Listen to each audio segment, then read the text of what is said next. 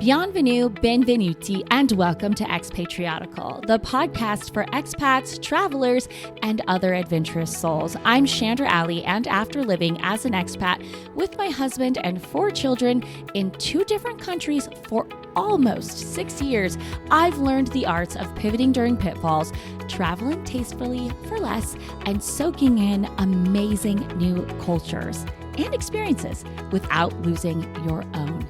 Join me as we dive into the joys and challenges of travel and the expat life in every episode. Hi, everyone. I have been so excited to do this episode. As I mentioned last week, I will be sharing a little bit of the Olympic coverage with you in this episode and possibly in another to come. Last week, as I wrote about our home leave trip, I was literally driving down from Paris to Lyon, France, to see an Olympic soccer or football for all of my other listeners that don't use that very American term, game.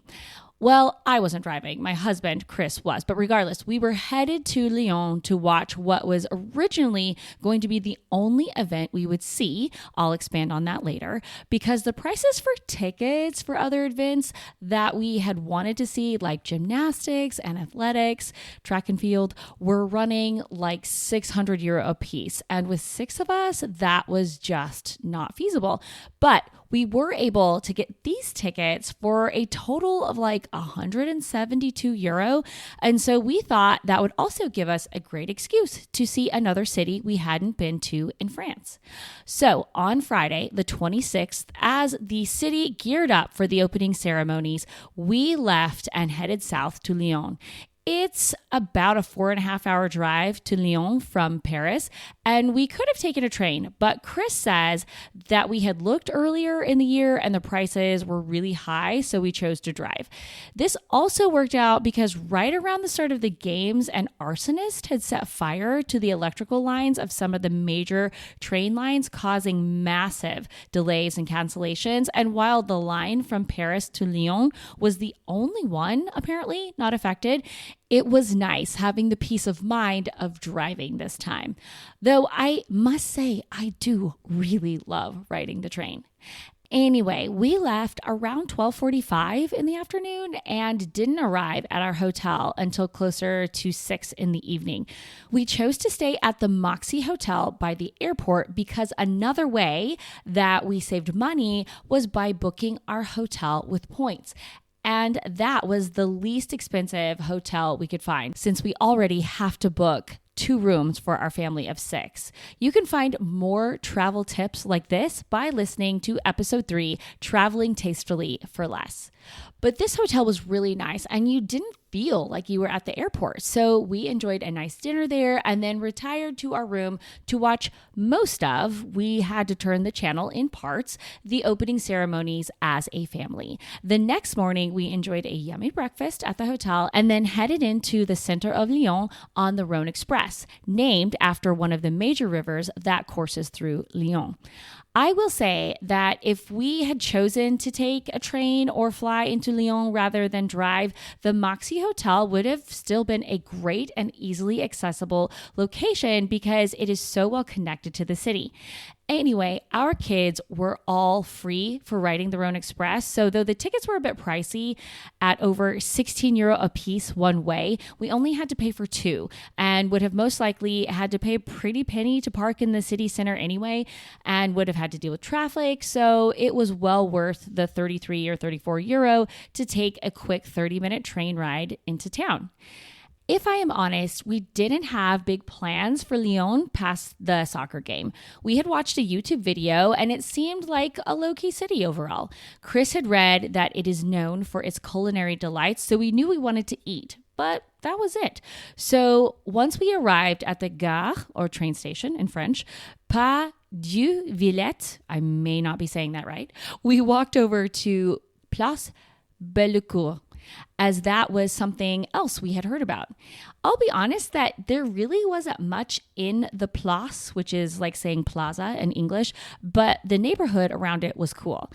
And on the way over there, we crossed over the Rhone River and admired its milky, seafoam green glacial waters, which flow there all the way from the Alps. The water was beautiful and looked quite clean and would have, in my opinion, served as a great backup for the swimming of the triathlon for the Olympics if they couldn't get the water in the Seine cleaned up, which they didn't, but nobody asked me, so too little too late. Anyway, shortly after crossing the Rhone, we came to the neighborhood where Place Bellecour was. We wandered down a fun alley that was packed with restaurants and ended up coming back and having a delicious lunch there. But before that, we let our kids cool off by playing in a fountain that serves as a splash park for children in front of a beautiful landmark called Flower Tree, which is simply a tree made of giant, brightly colored metal flowers. Imagine a summer bouquet that stands about 30 feet tall or 10 meters tall. It was unique and lovely. After a delicious and quite filling lunch, due to time, we chose to take an Uber to Lyon Stadium. And this was probably our one mistake. It ended up costing us way more due to the very nice but most likely slightly dishonest driver taking us a different and supposedly faster way and then running into more traffic. Nonetheless, we made it there with about 20 minutes to spare before the start of the game.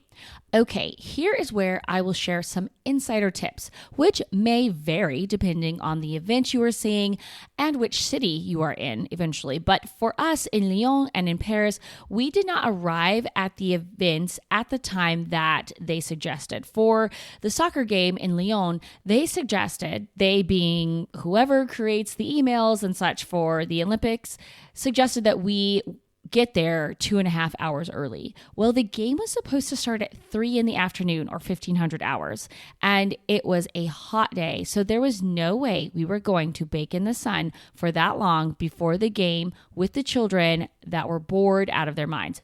We honestly originally did hope to get there maybe an hour or so ahead of time, but due to lunch taking a good while and our Uber driver taking the long way there, we arrived 20 minutes early, which really wasn't a problem. We walked straight up to security, breezed in, got our tickets scanned, found our seats, even with going to the wrong stadium entrance before the game commenced.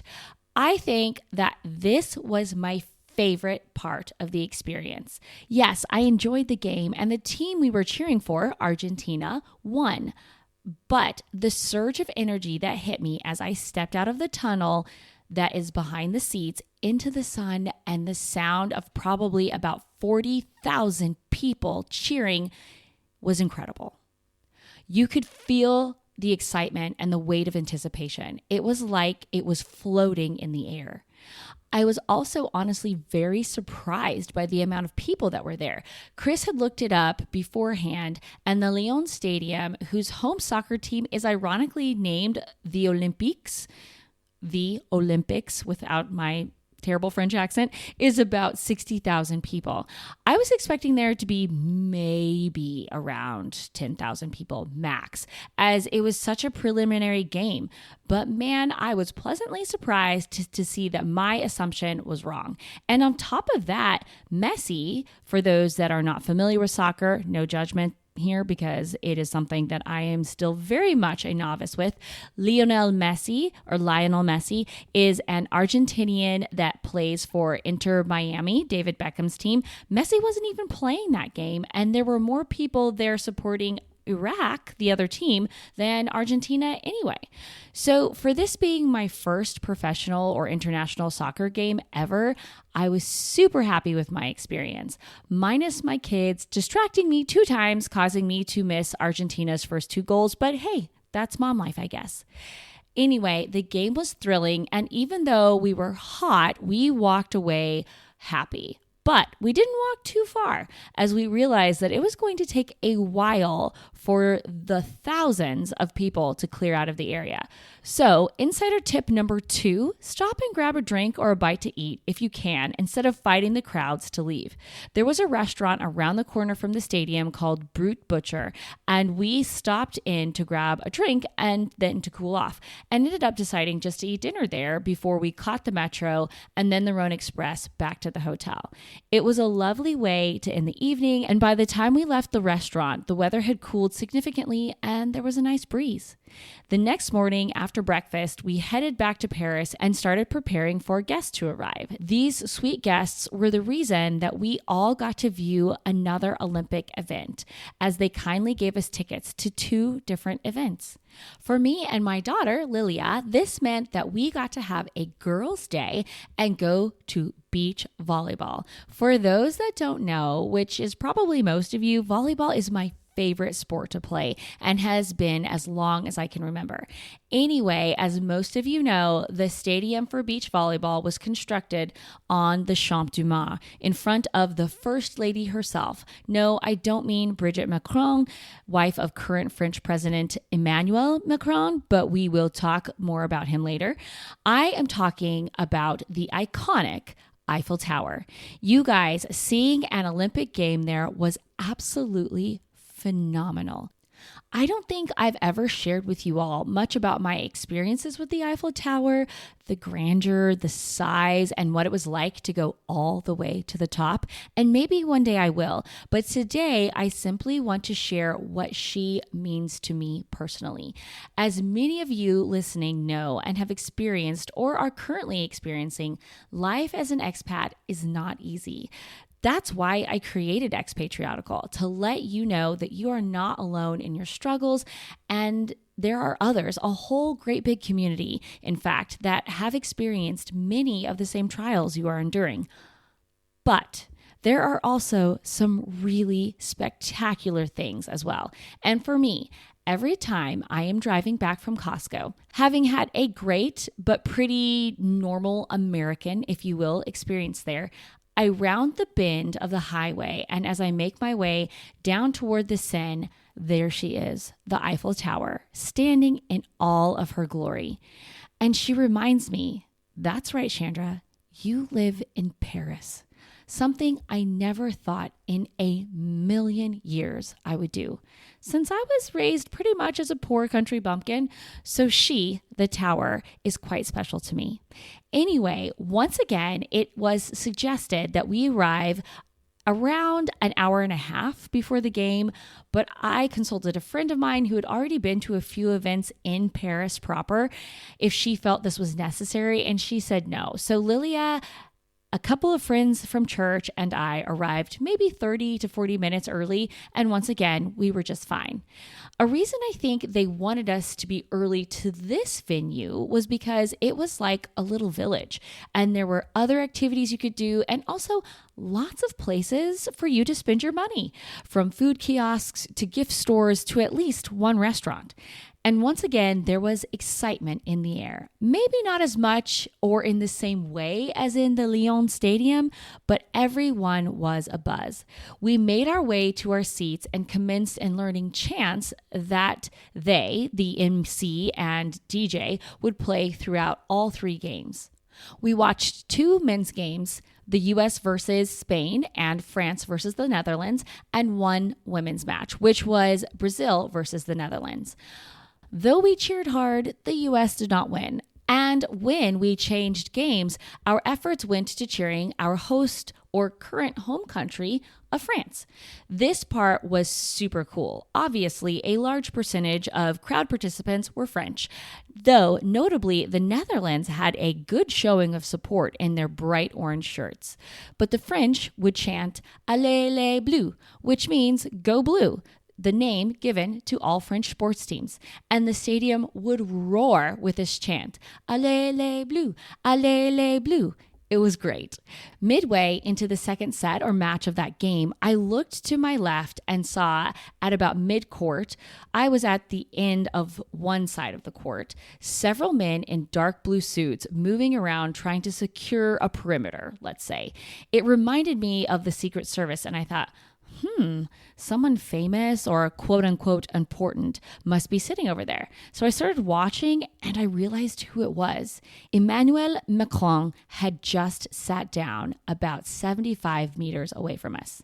I told my friend from church who I thought it was, and she agreed that yes, she thought it was him. They never flashed his photo on the big screen, probably for security reasons, but when the French MC saw him, he got the crowd to start singing the French national anthem. It was pretty cool, I will admit, but Macron's presence and the crowd singing the anthem did not rally the French team enough, and they lost in 2 games. Finally, it was the women's match, and as I had figured, and I'm not trying to sound sexist, they saved the best for last. What a game.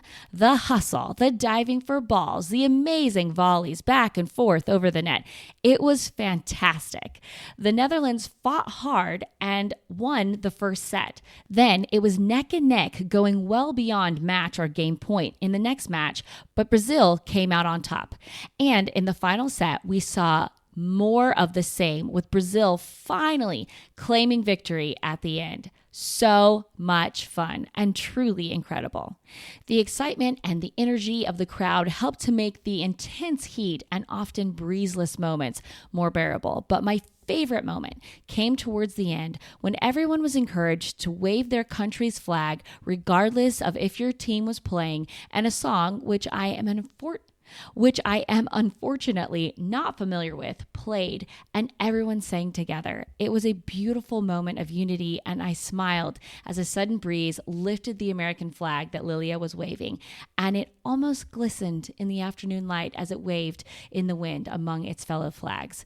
Truly amazing.